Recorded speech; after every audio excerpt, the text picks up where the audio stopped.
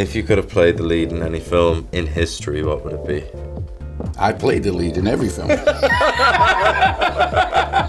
Denzel Washington is known as one of the greatest actors in Hollywood, with a serious presence and an intensity that fills the room every time he appears. But that's also exactly what makes his funny moments feel so much more special. Sometimes, just the way he naturally tells a story is enough to make an entire room laugh. And these are some of the most entertaining moments of Denzel Washington. Describe your job in 3 words. I'm unemployed. Easy. Black, yellow. Think I don't know. You like Cardi B? What's he say? I give him whatever he want. He buy me Yves Saint Laurent. Think I don't know. How she say it though? I give him whatever he want. He buy me a new Yves Saint Laurent and a new one. I like Cardi B. You know what I'm saying? I like her. Man, I love her. You love her, right? Oh shit, this is crazy. On the Queen Latifah show, Denzel Washington unexpectedly had the entire studio laughing when he started imitating the way Jay-Z talks, and it was shockingly accurate. I was in the studio with Lenny Kravitz. Was doing something with Jay-Z. You know how he talk? Yeah, G, I'm gonna play this for you, G.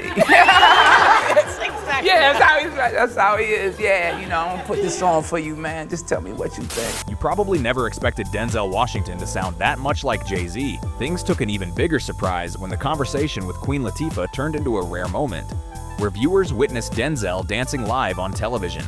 You do some of them pip moves. I'll do it with you. Well, you can show me. Well, I don't know. Whatever you saw, we do just the- cross over here like that. Oh. Then you just add that. Now you just. Hey. It's your nose. You guys are smart. You got your own fan. That's what I'm talking about. Well, I thought you were talking about me being a fan of you. No, but no, okay. no. You got fans, literally. I learned that I found so leveling was that regardless of what you've achieved, with a desire to do nothing else but work. And I think for any young actor, I think it's important to remind people that regardless of where you get to, that doesn't exist unless you have an appetite to work, and I learned that from you. And also, Denzel Washington may intimidate a lot of people, but to Ashton Sanders, he has always been the biggest idol of his life. Good performance. Good performance. Yo, thank you so much, Denzel. You good? I'm Where you good, from? Man. I'm from LA. Oh yeah? Born and raised? Born and raised. All right, man. I might be doing a movie with you soon, man. Oh yeah? Yeah, for sure. I'll see you at work. Yeah, for sure. Dream come true, man. That's huge. That was crazy. I'm crying right now. That was Denzel Washington, yo. Okay, so y'all got all of this on camera? Like, that's crazy. And a guy came in and said, you know, sir, Mr. Stallone keeps walking back and forth in front of the house, like trying to hop over the fence, looking like, you know, trying to.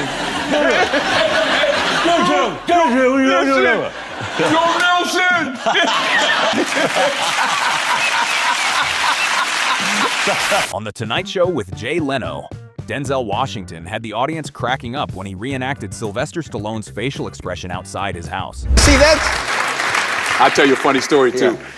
He'll be mad at me for telling this, but I'll tell it anyway. Sylvester Stallone, he lives up in we're like in a gated community. He lives over there. And he wasn't invited. Different people were there. And the security, they had security helicopters like it was the president. Yeah. They're like, Mr. Washington, Rocky's out front. He's pacing. He's like... I said, should we let him in? I'm like, yeah, let him. They said he was outside looking sad. Like, man. Can you see Rocky? Denzel Washington's humor is not just in the stories he tells. Sometimes it casually shows up right on the red carpet with Pedro Pascal at the premiere of Gladiator 2. Oh, mescal. But he's not as good an actor. They're going to change the name of the movie from Gladiator to Pedro 1. Written by Pedro, directed by Pedro, edited by Pedro. Only take direction from this guy. No way, no way, no way. I don't start that. No. I only listen to him. But I'm glad that a trilogy is in my future, and I hope you're up for it. I'm not going to be in it. How you doing, brother? You good? I'm doing good. God bless. While seriously giving Stephen Colbert advice about Shakespeare, Denzel Washington somehow made the entire studio laugh simply by being too serious. Would you like to give me some advice? I would like for you to give me some advice. About Shakespeare? Yes. Shakespeare, except Now's like in an acting class. Now's the time. Now is the winter. Oh, Speak it trippingly on the tongue. but if you mouth it, As many of your players do, okay, exactly. Do not saw the air thusly. with your hand, but use all wisely, for in the very torrent tempest, as I may say, world fashion. What do you think Denzel Washington will be doing at 70? When he was asked that question, he calmly gave an answer that completely caught Jimmy Kimmel off guard. Keep that? Did that go home with you? I kept the sandals. The sandals? I kept the sandals. Are you a sandals guy? I always keep something, you know. I'm sure they're okay with you taking it. Is it on display somewhere, or is it just go into a closet at your house? It's in the closet, it's back there, and, you know, in case things don't work out. Sell things, you know. You can have an auction? Yeah, I can have a little auction. Did you know... The conversation about Gladiator 2 quickly took a different turn when Paul Mescal started asking Denzel Washington about his filmmaking process. Right. Have you learned anything from each other whilst working on this film? Absolutely. I learned that I'll never want to do it again. What's your name, by the way? Peter. And you're famous for? For being in a film with you. I learned about humility from you. Humble man, good That's man, very kind. good, humble, hardworking. Didn't need to get thrown around as much as you did, but I enjoyed it. Even though he always carries himself with a very serious presence, Denzel Washington still struggled to keep a straight face next to a superfan like Viola Davis. Obama, he ain't nobody. There ain't nothing to it. Because that's what he's always saying. I mean, this guy throws everybody under the bus. Jackie Robinson, Jackie Robinson wasn't nobody. That's the universal thing. What is it like to be the big shot at a young age and never get to the next level? I'm listening. Because I don't know. I got a good woman, that's the first thing. And, you know. One of the most interesting things about Denzel Washington is how he almost always turns conversations about himself into compliments for his wife. You know, my wife is a traditional, she's a great wife. You know, they say behind every great man is a great woman. Well, my wife's in front of me. I'm following her. Great cook. And I remember one time she wanted to hire a chef. I'm like, for who? Ain't cooking for me. Because she's a great cook. Well, that's a lovely thing for her to hear, I bet. I mean, well, you say, no, we don't need a chef, you're the best cook. No, I'm not eating anybody else's food. That's fantastic. I'm eating my wife's food. Even when Denzel Washington met Nelson Mandela, he had to acknowledge the special role his wife played in that success. My wife and I had breakfast, so he meets me and my wife, and he immediately, I see why he's the success that he has because of you. Everything was because of her, and she's just like, and of course I'm like, he's an operator. Yeah. I'm like, okay, I only did a few things, Nelson, but no, but so, yeah, right. I know it's late in life, but you can keep having babies these days, no matter till you're about 70 or 80. Would you consider any more? That's a question for her. Okay. Have you asked her? At Friday Night with Jonathan Ross, Denzel Washington had the audience laughing while telling a story about his wife's fears. And so I get a message the next day. I was calling home. I'm like, as soon as I leave, my wife's hanging out all night. Yeah. But I get a message the next day about 1 a.m. She said, hello, I'm just driving around. I'll talk to you tomorrow. Come to find out, she was driving around the driveway, riding around in the driveway in front of the house. So she didn't want to stay in the house? She slept in the car.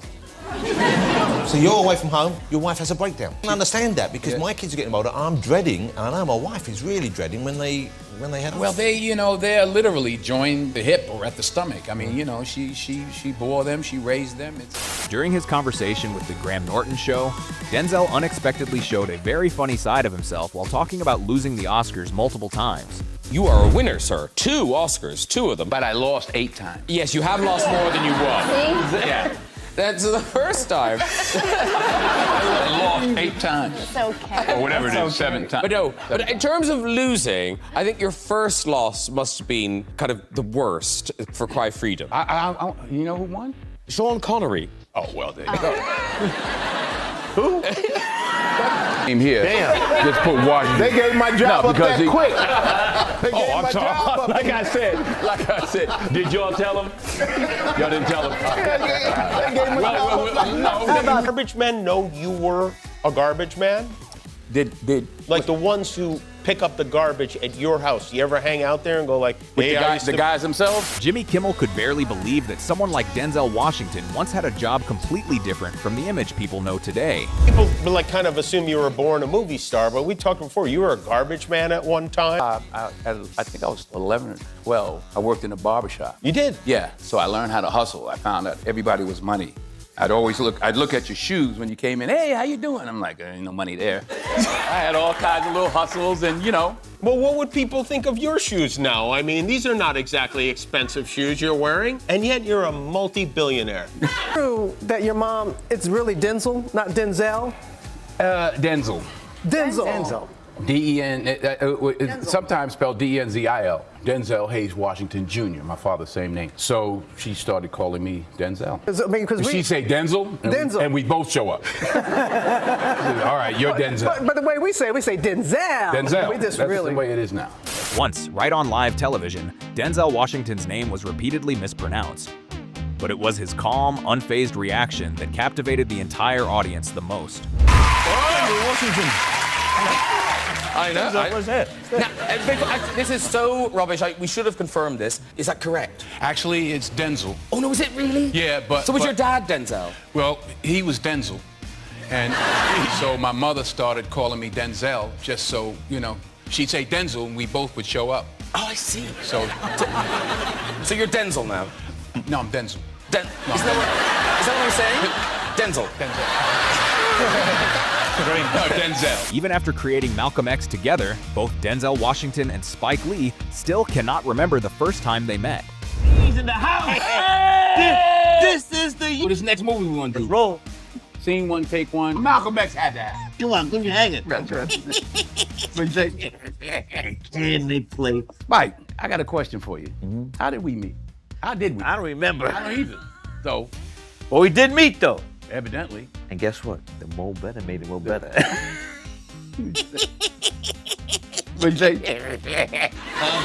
That in fact, you had no real ambition. Your first ambition was to be a journalist, in fact. When I started college, I went to college because I figured, well, I'll be a doctor. And I took a course called chordate morphogenesis. And behind that calm and composed image, Denzel Washington also had a rebellious past that not many people know about. Parents were divorced. Right. That in fact, that then you started going out drinking, mixing with the wrong mob. Well, I was mixing with the wrong mob before they got divorced. But I grew up in New York, you know, and I grew up a pretty rough crowd. Most friends from that time are dead or in prison, and for whatever reason, I guess because well, I guess you call them here public schools, right? Sure. We call them private schools. Sure. So she sent me away to school where all the alcoholics and drug addicts really were. Little did she know.